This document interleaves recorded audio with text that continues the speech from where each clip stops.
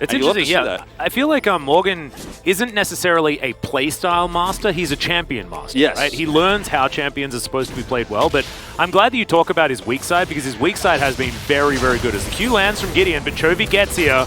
The pounce out from Johan has to flash to break the chains.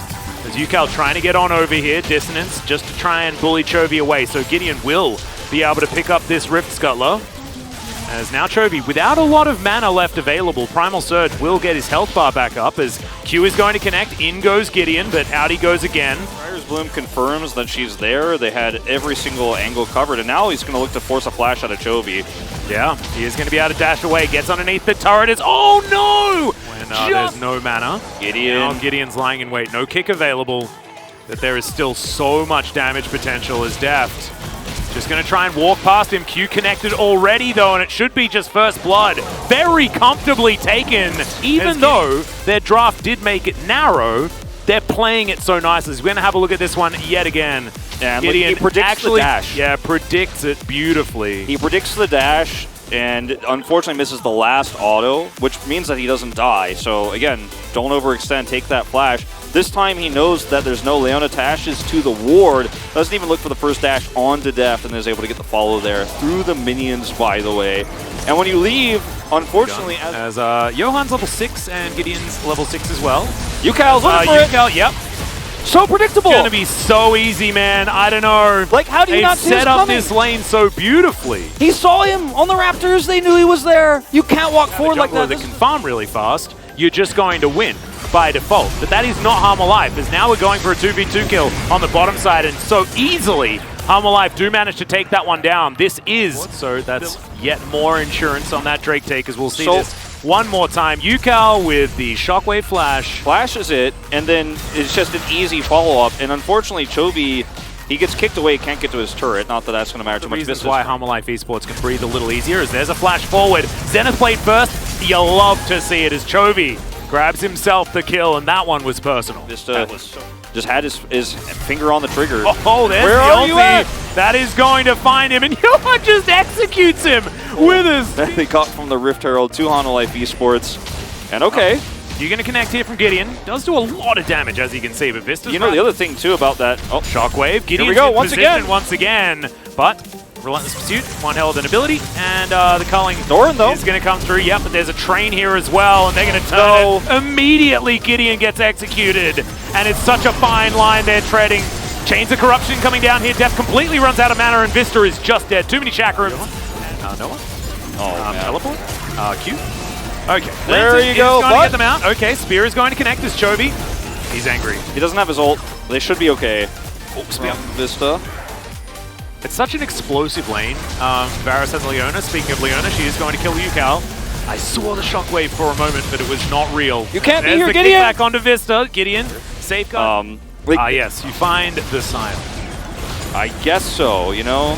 Well, Shirley also going to be put down a long way up the lane, as there's the cleanse. That does get Noah to relative safety, but Harm Alive... Ooh, Chains of Corruption miss. Unfortunate for Deft, as the hook is going to connect there onto Morgan. His ulti does absolutely nothing, but Chovy buys a lot of space with that culling. It's a very expensive back massage if you're paying in health bar.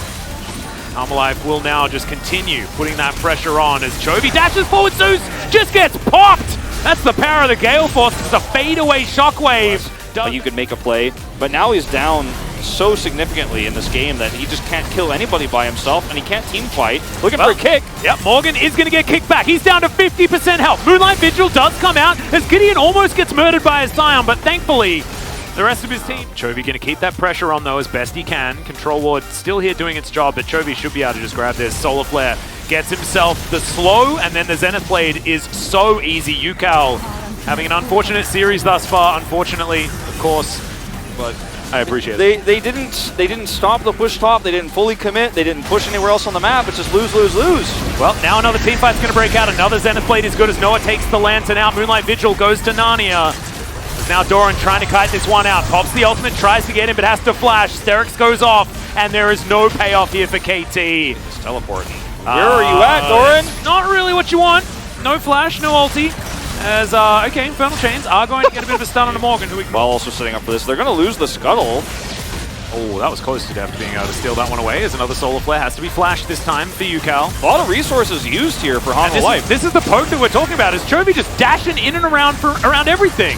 Gale Force to get him out to safety, and Johan lands the spear!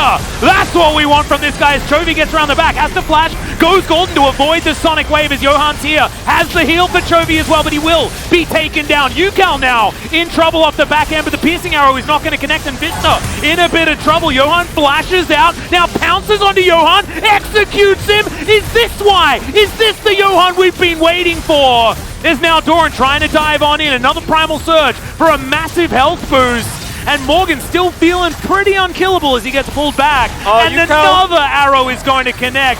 The poke comp that's just doing battle right now, and the flash on in. You had no right of being there, Noah, unfortunately.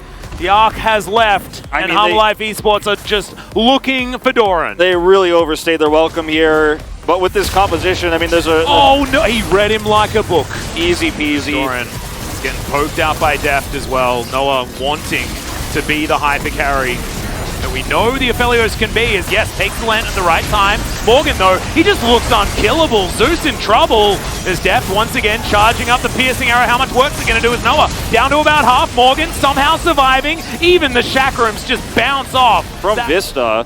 And so there's actually a lot of heal for Morgan, so even though they almost kill him, like there's no way to turn. Chains of Corruption. And Noah, he's getting targeted here by Deft. He just wants to get him out of here as the Baron. It was a bit of an afterthought there, as you can see, as Doran looking for a bit more of a fight, but Zeus, he ain't going to be participating in this one. The rest of the team do find Doran, who's just trying to be a hero.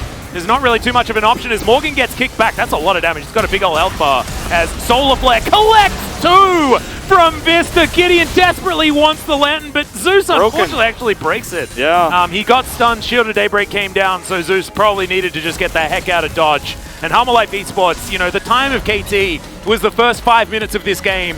It was short-lived, it was beautiful, but it is over. It is over, and I mean, I feel like Doran needs to have more discipline in these moments. You know, in some of these moments where it's like, okay, we lost somebody, you can maybe kite back and actually contest a Baron, but not if you go in by yourself with no one else there and your health goes down to 20% instantly. You've got a lot of healing, but you need to have follow-up. This game is over. Yeah, it certainly is. The pick, the poke, it's just too much of a problem here as somehow Yukal mid-flash gets executed by Chovy, who's very upset with how the early game went and made sure that he got some revenge. But I just can't stop thinking about how good Johan has been throughout this whole game, throughout the series, to be perfectly honest. We're getting a real idea as to why he was subbed in over Arthur, and I'm really glad that we finally have. I feel like I had a lot of criticism for this guy, but damn, now we know, and Hanwha Life Esports looking good as they march towards the playoffs. Game 2, KT Rolster take a huge risk with the